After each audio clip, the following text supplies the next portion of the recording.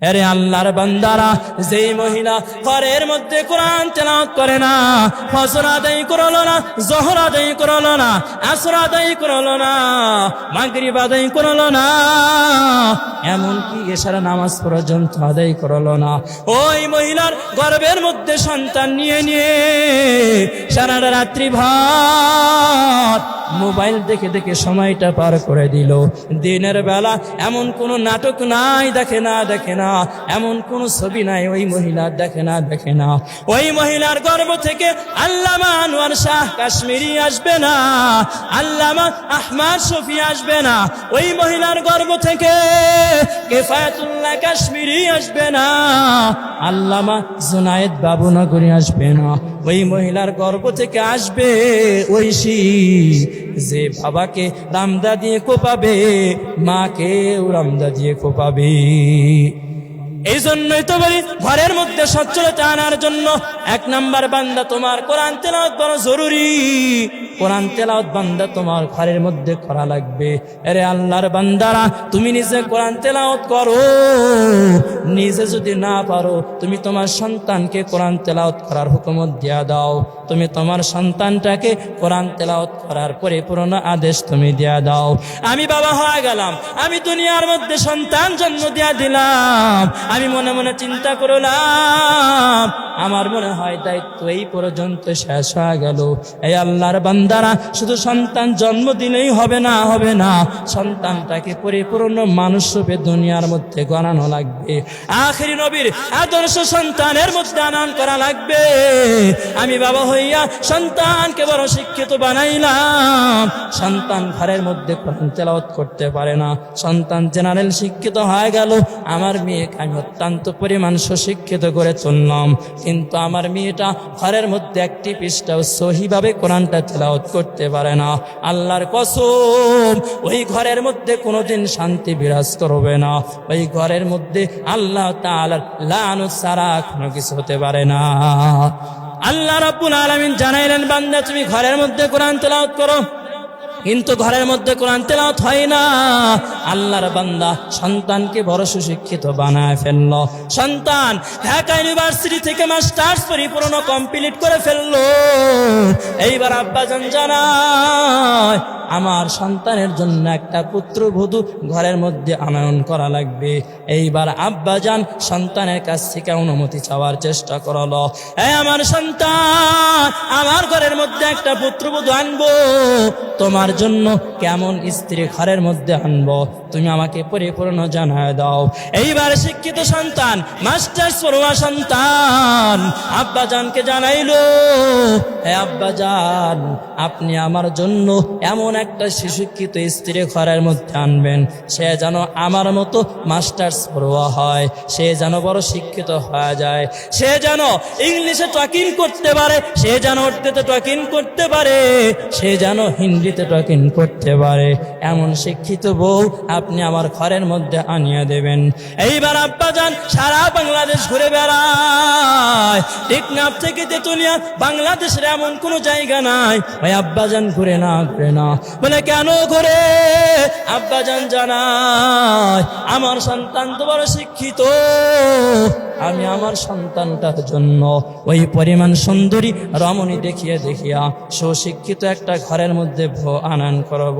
এমত অবস্থার মধ্যে এক পর্যায়ে দেখা গেল একটা স্ত্রীর যখন সন্ধান মিলল, আব্বাজান এইরকম নানান প্রশ্ন করে সেই মেয়েটাকে ব্যস্ত করে ফেললো। আব্বাজান সেই মেয়েটাকে প্রশ্ন করলো, এই মামুনি, তুমি কি ইংরেজিতে অ্যাড্রেসটা লিখে আনতে পারবা কিনা? এই মামুনি, তুমি কি বাংলাতে অ্যাড্রেসটা পরিপূর্ণভাবে লিখতে পারো কিনা? কিন্তু কপাল পরা একটা বড় জিজ্ঞাসা করলো না, এই মামুনি, তুমি আল্লাহ তাআলার কোরআন, এই কোরআন তুমি পরিপূর্ণভাবে পড়তে পারো কিনা? আল্লাহ তাআলার দিনের ভিতরে সালাসা খামসা, আল্লাহ তাআলার দিনের ভিতরে 5 ওয়াক্ত নামাজ তুমি পরিপূর্ণ সহিভাবে আদায় করতে পারো কিনা? কিন্তু না, আমরা শুধু দুনিয়ার বিবেচনায় পড়ে গেলাম, জেনারেল শিক্ষিত বড় হওয়া লাগবে, আল্লাহ তাআলার কালাম করতে না পারলেও চলবে, নাউজুবিল্লাহ। আমরা এমত অবস্থার মধ্যে যখন মিস্ত্রিটাকে যখন ঘরের মধ্যে নিয়ে গেল, যখন ছেলের বউ হিসাবে ঘরের মধ্যে নিয়ে গেল, এমত অবস্থার মধ্যে 1 বছর পার হয়, 2 বছর পার হয়ে গেল, যখন ঘরের মধ্যে একটা নাতি চলে আসবে বাপ হয়ে গেল। এইবার দাদা যান মসজিদের ইমাম সাহেবের কাছে দৌড়ায়, হে ইমাম সাহেব, আপনি আমার নাতির জন্য দোয়া করবেন, আমার নাতিটা যেন ডক্টর মিজানুর রহমান আজহারির মতো যেন বড় স্কলার হয়ে দুনিয়ার মধ্যে আসে, হাফিজুর রহমান সিদ্দিকের মতো যেন বড় স্কলার হয়ে এই দুনিয়ার মধ্যে জন্ম নেয়। আপনি এমন করে করে দোয়া করবেন। এই আল্লাহর বান্দারা, দোয়া কি কোনো মামুলি আবদার হতে পারে না। ইমাম সাহেব দোয়া করবে, আল্লাহ তাআলা সেই দোয়া কবুল করবে। খতিব সাহেব দোয়া করবে, আল্লাহ তাআলা তার দোয়াটা কবুল করবে। আর তো কোনো গ্যারান্টি হতে পারে না। স্ত্রী ঘরের ভিতরে কোরআন তেলাওয়াত করে না, নামাজ আদায় করে না, কোরআন তেলাওয়াত করে না, সেই গর্ভের ভিতরে সন্তান নিয়ে নিয়ে সারাটা রাত্রিবেলা মোবাইল দেখে দেখে পার করে। দিনের বেলা এমন কোনো গুনাহ নাই করে না, এমন কোনো সিনেমা নাই দেখে না, ওই গর্ভ থেকে কোশ্চিনকালেও ভালো সন্তান হতে পারে না। কাদের কুদরতদারি বরকামান আনতা রব্বি আনতা হাসবি জুল জালাল, তুহি কাদের জলিলুল্লাহ জাহাদা বহর হারে তুহি মেরা নিগহদা। আবু জাহেল দিনের বেলা উতবা সাহেবা মুগিরাকে ডাক দিয়া কয়, হে উতবা সাহেবা মুগিরা, তোমরা কেউ মুহাম্মাদের ধারে কাছেও যাইতে পারবা না। দিনের বেলা নসিহত করে ফেললো, যখন রাত্রিবেলা পরিপূর্ণ হয়ে গেল, দেখে উতবা কানে লাইনের মধ্যে দাঁড়ায় গেল, সাহেবা লাইনের মধ্যে দাঁড়ায় গেল, মুগিরাও লাইনের মধ্যে দাঁড়ায় গেল। যখন আবু জেহেল লাইনের মধ্যে দাঁড়ায় গেল, যখন পয়গম্বরের যে ঘরের মধ্যে বসিয়া বসিয়া কোরআন তেলাওয়াত করে, তারা প্রত্যেকে লাইনে দাঁড়াইয়া দাঁড়াইয়া পয়গম্বরের কোরআন তেলাওয়াত শুনতে ব্যস্ত। সুবহানাল্লাহ। এমত অবস্থার মধ্যে পয়গম্বর এত সুন্দর করে করে কোরআন তেলাওয়াত করে, যখন তাদের মধ্যে সংঘর্ষ লেগে গেল, উতবা বলে, এই সাহেবা তুমি এখানের মধ্যে কেন? সাহেবা বলে, এই উতবা তুমি কেন এই জায়গার মধ্যে চলে আসলা? মুগিরা বলে, হে আবু জাহাল, তুমি কেন এখানের মধ্যে অবস্থান করো? তুমি না আমাদের নেতা, তুমি না আমাদের পরিপূর্ণ হুকুমত দিয়া দিলা যে মুহাম্মাদের ধারে কাছেও কোশ্চিন কালে যাওয়া যাবে না। আবু জাহাল ডাক দিয়া কয়, হে উতবা সাহেবা, হে মুগিরা, ভালো করে শোন, আমরা মুহাম্মাদের যতই বিরোধিতা করি না কেন, মুহাম্মাদের আমরা যতই বিরোধিতা করি না কেন, কিন্তু মুহাম্মাদের কোরআন তেলাওয়াত শুনতে বড় মজা লাগে, মনের মধ্যে আলাদা একটা প্রশান্তি কাজ করে।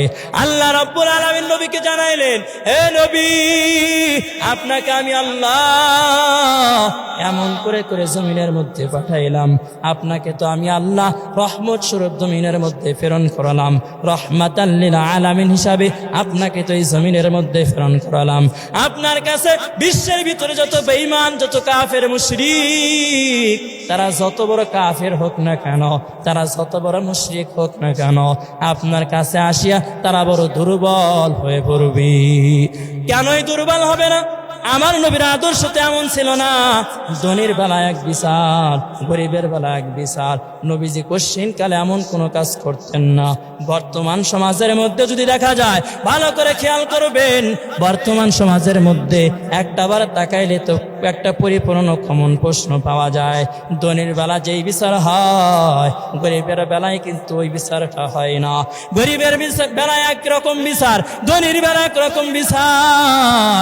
ধনীর সন্তানের বেলা একরকম বিচার, টাকা নিয়ে নিয়ে গরিবের বেলা অন্যরকম বিচার করে ফেলে। এইরকম যদি কেউ বিচার করে ফেলে, কিছুদিনের জন্য হয়তো সেই নেতাকে মানুষ তারা ভয়ের কারণে মানতে পারে, কিন্তু 2 দিন পরে স্বৈরাচারের মতো তাকে কোশ্চিন কালেও মানতে পারে না। যেই রকম আমাদের দেশের প্রধানমন্ত্রী শেখ হাসিনা ছিল, তাকে মানুষ একসময় অনেক পরিমাণে মানত, অনেক পরিমাণ তাকে ফুলের মালা দিয়ে পর্যন্ত বরণ করে নিত। এই জন্যই তো কবির ভাষায় বলে, এমন জীবন করিও গঠন, তুমি মরে যাবে কিন্তু কাঁদবে ভুবন। এমন জীবন করিও না গঠন, তুমি মরিবে কা হাসিবে ভুবন। এমন জীবন গঠন করা লাগবে মৃত্যুবরণ করার পরেও যেন মানুষ আমার জন্য বড় পাগল ফাড়া হয়ে যায়, মানুষ যেন আমার জন্য বড় ব্যাকুল হয়ে যায়। এলে আল্লাহর বান্দারা, আমরা যদি গোপালগঞ্জের দিকে তাকিয়ে দেখি, এই যে গত বুধবারের ঘটনা, এমন কোনো বান্দা নাই এই সম্পর্কে জানে না।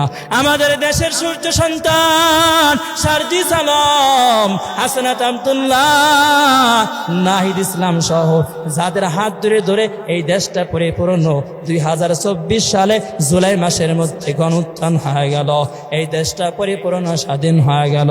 সেই সূর্য সন্তানদের উপরে, সেই যুদ্ধের মহানায়ক, তাদের উপর আক্রমণ করা হয়, তাদেরকে দুনিয়া থেকে হত্যা করার চিন্তা ভাবনা করা হয়, পরিকল্পনা করা হয়। কিন্তু আমরা মনে মনে চিন্তা করলাম আমরা দেশটা পরিপূর্ণ স্বাধীন করে ফেলেছি, কিন্তু না না, কোশ্চিন কালেও আমাদের দেশটা স্বাধীন হয় নাই, আমরা কোশ্চিন কালেও দেশটা পরিপূর্ণ স্বাধীন করতে পারি নাই।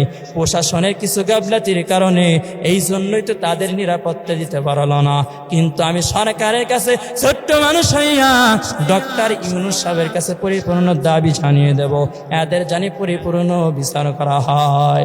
যেই কথা বলতেছিলাম, আল্লাহ রাব্বুল আলামিনের নবী ধনীর বেলা যেই রকম বিচার করেছেন, গরিবের বেলায় তা কিরকম বিচার করতেন। ধনীর বেলা যেই রকম বিচার, গরিবের বেলা কিরকম বিচার করতেন। জান্নাতের 4 জন সাহাবী ছিল সার্টিফিকেট প্রাপ্ত। 1 নম্বরে আবু বকর, 2 নম্বরে ওমর, 3 নম্বরে ওসমান, 4 নম্বরে আলী। এই 4 জন ছিল জান্নাতের সার্টিফিকেট প্রাপ্ত সাহাবী। ওমরের বেলা যেই রকম বিচার, গ্রাম্য সাহাবী, বধূ সাহাবী, তার বেলায় তো নবী একই রকম বিচার করতেন। ওমরে আজম এমন কুরাইশ বংশের মধ্যে এমন একটা কাফের ছিল, এমন একটা মুশরিক ছিল, ওমর সম্পর্কে আমরা এমন কোন মানুষ নাই জানি না। ওমর রাদিয়াল্লাহু তাআলা আনহু মক্কার মধ্যে ঘোষণা হয়ে গেল, এই মক্কাবাসীরা, তোমরা কি আসো মুহাম্মাদের কাল্লাকে আনতে পারবা? তাকে দুনিয়ার মধ্যে সবচাইতে বড় যাজাই দুনিয়া দেওয়া হবে, তাকে দুনিয়ার মধ্যে সবচাইতে বড় নাজ নিয়ামত দেওয়া হবে। সিদ্দিক ওমর রাদিয়াল্লাহু তাআলা আনহু দাঁড়াইয়া বলে, আমি দুনিয়ার মধ্যে কত মানুষের কাল্লা কাটলাম, কত মানুষের গরদান আমি ওমর নিয়ে নিলাম, এই মুহাম্মাদের গরদান আমি ওমর নিজেই নিয়ে নেব। ওমর রাদিয়াল্লাহু তাআলা আনহু এইবার যখন শিকার হইয়া মুহাম্মাদের কাল্লা নেওয়ার জন্য রওনা করল, রাস্তার মধ্যে আব্দুল্লাহ ইবনে নাঈম এই সাহাবীর সঙ্গে ওমরের মুলাকাত। ওমরকে ডাক দিয়া বলে, হে ওমর, তুমি সে মুহাম্মাদের কাল্লা আনার জন্য যাইতেছ, তুমি তোমার ঘোড়াটাকে পরিপূর্ণ সামলাও। তোমার বোন যে মুহাম্মাদের কালেমা গ্রহণ করে করে পরিপূর্ণ মুসলমান হয়ে গেল, তোমার বোনটাকে আগে সুন্দর করে হেফাজত করো। ওমর ছিল অত্যন্ত পরিমাণে রাগী মানুষ। ওমর ওই সময় মুহাম্মাদের কাল্লা না আনিয়া তার বোনের বাড়ির দিকে দৌড় মারলো। যখন তার বোনের বাড়ির মধ্যে চলে গেল, হে আমার বোন ফাতিমা, তুমি কেন মুহাম্মাদের কালেমা গ্রহণ করেছো? ওনার বোন সুন্দর করে জানাইল, আমি মুহাম্মাদের কালেমা গ্রহণ করেছি, কোশ্চিন কালেও মুহাম্মাদের কালেমা আমি ছাড়তে পারবো না। ওমর রাদিয়াল্লাহু তাআলা আনহু বোনের শরীরের মধ্যে তরবারির উল্টা পিঠ দিয়ে বারবার যখন আঘাত করা শুরু করলো, বোন আসরে কান্না শুরু করে, হে আমার ভাই, এই জমিনের মধ্যে একমাত্র তুমি ছাড়া তো আপন কেউ হতে পারে না। এই জমিনের মধ্যে আমার মা নাই, বাবা নাই, তোমার কারণেই তো আমি এত সুন্দর করে এত বড় হয়ে গেলাম। আজকে তুমি আমাকে কোশ্চিন কালেও মারতে পারো না। ওমর রাদিয়াল্লাহু তাআলা আনহুর মনের মধ্যে একটু পরিমাণ মায়া চলে আসলো। ওমর বলে, হে আমার বোন, তুমি কি এমন কালাম দেখিয়া মুহাম্মাদের কালেমা গ্রহণ করেছো জানাও। ওমরের বোন তখন সুন্দর করে জানাইল, এই যে তাকাইয়া দেখো। ওমর রাদিয়াল্লাহু তাআলা আনহুকে কোরআনটা খুলিয়া দেখাইল। ওমর রাদিয়াল্লাহু তাআলা আনহু যখন কোরআনটা দেখিয়া অত্যন্ত পরিমাণ প্রেমের মধ্যে পড়ে গেল। হে বোন ফাতিমা, এই কোরআন এত সুন্দর, না জানি এই কোরআন যার উপরে নাজিল হয়েছে ওই ব্যক্তিটা কি পরিমাণ সুন্দর হতে পারে, আমাকে জলদি করে নিয়ে যাও, আমি তার হাতের মধ্যে হাত রাইখা এই কালেমা গ্রহণ করব। সুবহানাল্লাহ। ওমর রাদিয়াল্লাহু তাআলা আনহু যখন এইবার পয়গম্বরের দরবারের মধ্যে চলে যায়, সাহাবে কেরামেরা পয়গম্বরকে জানাইল, হে নবী, ওমর কিন্তু আপনার দরবারের মধ্যে আসতেছে, আপনি এখনো গোপন একটা কক্ষের মধ্যে চলে যান, ওমর আপনার গর্দান নিয়ে নেবে, আমরা গোপন সূত্রে খবর পেয়ে গেলাম। পয়গম্বর মুস্কি মুস্কি আসে আর বলে, হে আমার সাহাবে কেরামের দল, এই ওমর আমার গর্দান নিতে আসে না, এই ওমর তো আসে আমার হাতের মধ্যে হাত দিয়া আমার সেই মিষ্টি মধুর কালেমা গ্রহণ করার জন্য। ওমর আসিয়া বলে, হে নবী মুহাম্মদ, আমি আপনার সঙ্গে বড় অন্যায় করে ফেললাম, আপনি আমাকে মাফ করিয়া দেন, আপনার হাতের ভেতরে হাত দিয়া আমি ওমরকে আপনি মুসলিম বানাইয়া দেন। কালেমা লা ইলাহা ইল্লাল্লাহু মুহাম্মাদুর রাসূলুল্লাহ। ওমর পরিপূর্ণ মুসলমান হয়ে গেল। আল্লাহ তাআলার কি কুদরত, যেই ব্যক্তি পাল্লা নেওয়ার জন্য পয়গম্বরের সামনে হাজির হয়ে গেল, ওই ব্যক্তি মন অটোমেটিক ঘুরিয়া ঘুরিয়া আল্লাহ তাআলার প্রেমে পাগল হইয়া, পয়গম্বরের প্রেমে পাগল হইয়া আল্লাহ তাআলার শানে সে পরিপূর্ণ মুসলমান হয়ে গেল। হাজা কালামু রাব্বি, আল্লাহ তাআলার কালামে প্রেমে পড়িয়া, এই কোরআনের মায়ে পড়িয়া সে পরিপূর্ণ দিনটা গ্রহণ করে ফেলল। আরে আল্লাহর বান্দারা ওমর ডাক দিয়া কয়, হে মুহাম্মদ, হে আমার নবী মুহাম্মদ, হে আমাদের প্রতিনিধি, হে আমাদের নেতা, আজকে থেকে আর কোশ্চিন কালেও গোপনে নামাজ আদায় হবে না, আজকে থেকে আমরা প্রকাশ্যে নামাজটা পরিপূর্ণ আদায় করব। ওমর আরো বলে, হে নবী, আজকে থেকে যদি কোনো বেঈমান কাফের মুশরিক আপনার গর্দান নেওয়ার জন্য চলে আসে, আমি ওমর তাকে কোশ্চিন কালেও ফাঁসতে দেব না, না হয় আমি ওমরকে শহীদ করা লাগবে, তারপরে আপনার পর্যন্ত পৌঁছানো লাগবে। কেন এমন হবে না? এর উম্মতের দল, তোমরা ইসলামের ইতিহাসের দিকে তাকাইয়া দেখো, একজন ইহুদি নাসারা খ্রিস্টান একদিন মাত্র ঈমান পাওয়ার পরে সে যদি নবীর জন্য জীবনটা পরিপূর্ণ দিতে পারে, কেন দিতে পারবে না? ওমর তো জানতো আমার নেতার মধ্যে বেআইনসাফি কোনো বিচার কোশ্চিন কালেও হতে পারে না। নবী তো বলেছে, আমি ধনীর বেলা যেই রকম বিচার করব, আমি গরিবের বেলা একই রকম বিচার করব, আমি ওমরের বেলা যেই রকম বিচার করব, গ্রাম্য সাহাবী বধূ সাহাবী তার বেলা একই রকম বিচার করব। আল্লাহর নবী আরো জানাইলেন, হে আমার উম্মতেরা, তোমরা কি জানো আমার একটা কন্যা রয়েছে যার নাম হলো ফাতিমা, দুনিয়ার মধ্যে সবচাইতে আমার মোহাব্বতের মেয়ে হলো আমার কন্যা ফাতিমা। নবীজি এমন ছিল, পয়গম্বর যদি কোনো প্রকার সফরের মধ্যে যাইতেন, ফাতেমার কাছ থেকে অনুমতি নিতেন, আবার যখন সফর থেকে আসতেন তারপরও ফাতেমার সঙ্গে পয়গম্বর দেখা করতেন। উম্মতের মধ্যে জানাইলেন, হে আমার উম্মতের দল, তোমরা কি জানো এই ফাতেমাকে বিজাতুম মিন্নি ফাতিমা, এই ফাতিমা হলো আমার দেহের এক অংশ, এই জমিনের মধ্যে আমার ওই ফাতেমাও যদি একটা অপরাধ করে ফেলে, আমি ওসমানের বেলা যে এরকম বিচার করব, গ্রাম্য সাহাবীর বেলা যে এরকম বিচার করব, আমার কলিজার টুকরা ফাতেমার বেলায় একই বিচার আমি নবী জমিনের মধ্যে করব। কাদের কুদরতদারি বরকামান আনতা রব্বি আনতা হাসবি জুল জালাল, তুহি কাদের জালিলুল্লাহ জাহাদা বহর হারে তুহি মেরা নিগাহদার। নবীজি জানাইলেন, আমি ফাতেমার বেলা যেই রকম বিচার করব, আলীর বেলা যেই রকম বিচার করব, জান্নাতের সার্টিফিকেট প্রাপ্ত সাহাবী উসমান, আলী, ওমর এদের বেলা যেই রকম বিচার করব, আমার কন্যার বেলা একই রকম বিচার করব, গ্রাম্য সাহাবী বধূ সাহাবী তার বেলায় আমি নবী একই রকম বিচার করব। নবীজি একদিন হঠাৎ করে মসজিদে নববীর মধ্যে বসে রয়েছেন, এমত অবস্থার মধ্যে এক গ্রাম্য বধূ সাহাবী পয়গম্বরের দরবারের মধ্যে হাজির হয়ে গেল। হে নবী, আপনার কাছে আমি একটা জিনিস জানতে চাই, দেখবেন দুনিয়ার মধ্যে যারা দেশের রাষ্ট্রীয় ক্ষমতার মধ্যে থাকে, যে কোনো নেতা থাকে, তারা কোনো গ্রাম্য মানুষকে বেশি একটা কাছে আসতে দিতে চায় না। কিন্তু আমাদের নবীর মধ্যে কোনো অহংকার ছিল না, আমাদের নবীর মধ্যে কোনো প্রকার কোনো অশান্তি মনের মধ্যে ছিল না। আমাদের নবীর মনটা ছিল একদম সরল সোজা, একদম পবিত্র ইমানদার। আমার নবী বলে, হে গ্রাম্য সাহাবী, দূরে কেন, তুমি আমার সামনে আসিয়া বসো।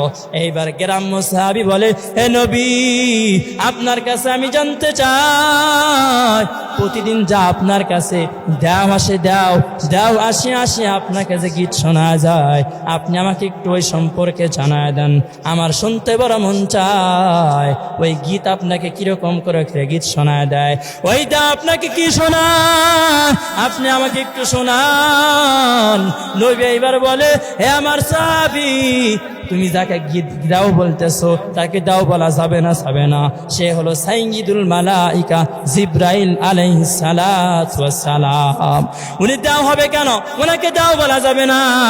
এই জিবরাইলকে জানো, এই জিবরাইল হলো 1,24,000 নবী রাসূল আল্লাহ তাআলা জমিনের মধ্যে প্রেরণ করেছিলেন।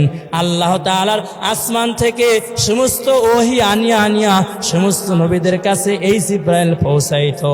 তবে তুমি কোশ্চিন কালেও একে দাও বলা যাবে না, এক অপমান লাঞ্ছিত কোশ্চিন কালেও করা যাবে না। হে আমার সাহাবী, ভালো করে শুনো, আজকের পর থেকে তুমি একে সাইয়্যিদুল মালাইকা জিবরাইল আলাইহিস সালাতু ওয়াস সালাম বলে সম্বোধন করবা।